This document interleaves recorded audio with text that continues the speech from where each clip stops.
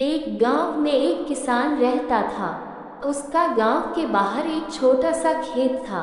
एक बार फसल बोने के कुछ दिनों बाद उसके खेत में चिड़िया ने घोंसला बना लिया।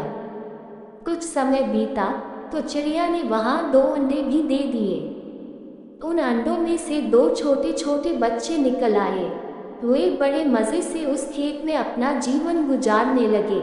कुछ महीनों बाद फसल कटाई का समय आ गया। गांव के सभी किसान अपने खेतों की फसल की कटाई में लग गए। अब चिड़िया और उसके बच्चों का वह खेत छोड़कर नए स्थान पर जाने का समय आ गया था। एक दिन खेत में चिड़िया के बच्चों ने किसान को ये कहते सुना कि कल मैं फसल कटाई के लिए अपने पड़ोसी से पूछूंगा और उसे खेत में भेजूंगा। ये सुनकर चिड़िया के बच्चे परेशान हो गए।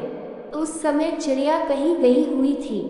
जब वह वापस लौटी तो बच्चों ने उसे किसान की बात बताते हुए कहा, माँ, आज हमारा यहाँ अंतिम दिन है।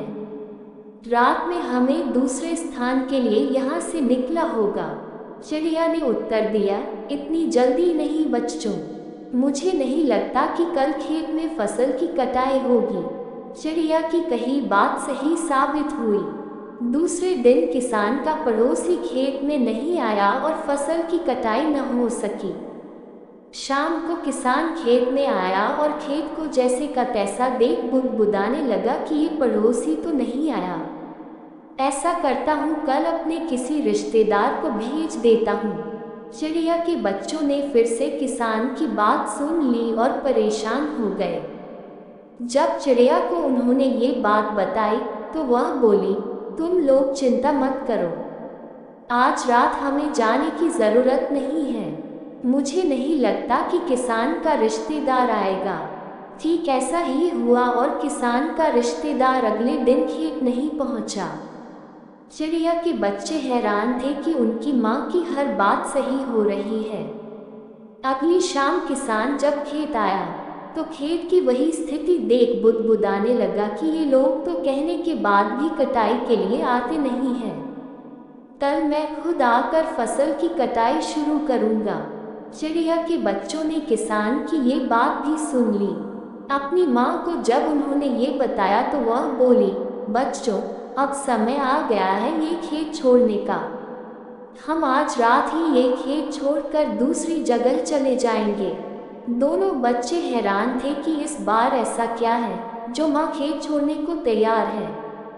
उन्होंने पूछा तो चिड़िया बोली, बच्चों, पिछली 2 बार किसान कटाई के लिए दूसरों पर निर्भर था।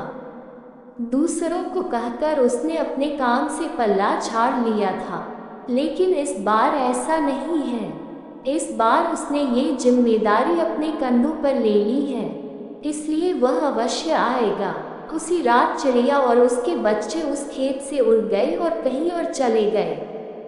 सीख: दूसरों की सहायता लेने में कोई बुराई नहीं है, किंतु यदि आप समय पर काम शुरू करना चाहते हैं और चाहते हैं कि वह समय पर पूरा हो जाए, तो उस काम की जिम्मेदारी स्वयं लेनी होगी। दूसरे भी मदद उसी की करते हैं जो अपनी मदद करता है।